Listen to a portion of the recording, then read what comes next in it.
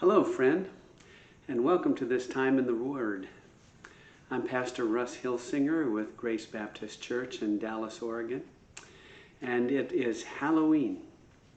And I'm told it's going to be a full moon tonight. It hasn't happened in quite a while, so I'm sure there's going to be a lot of little ghosts and goblins out there looking for candy, even in our COVID climate. Yep, they'll be running around.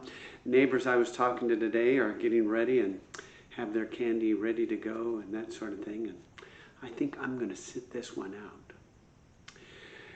Many Christians forget that Halloween, October 31st, is also Reformation Day. This is the day that Martin Luther nailed his 95 Theses to the door of the Wittenberg Church in 1517. It lit the fuse for the Reformation.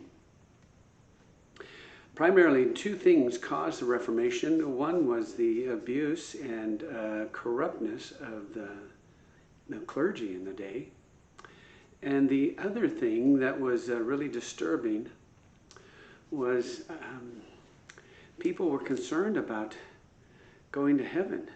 And so there was this thing that was taught about purgatory, that people could, if they're not good enough in this life, they could go to purgatory and then have a second chance at heaven.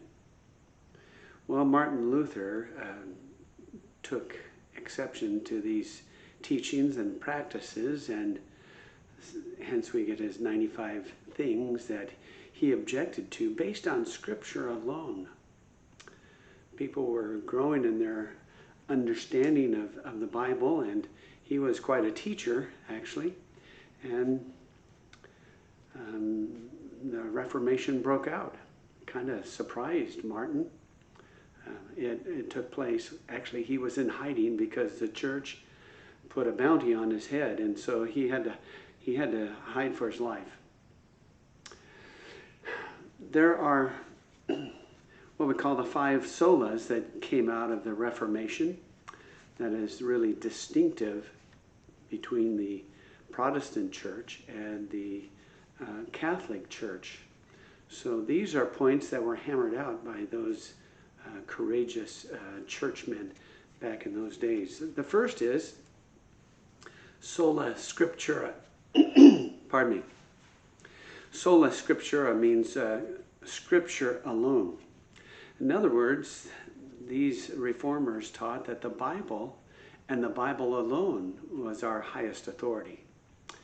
Now, they were teaching this in a day that the church had declared that it was the highest authority. In fact, Scripture was subordinate to the teaching of the Pope and the various leaders of the church and the church dogma.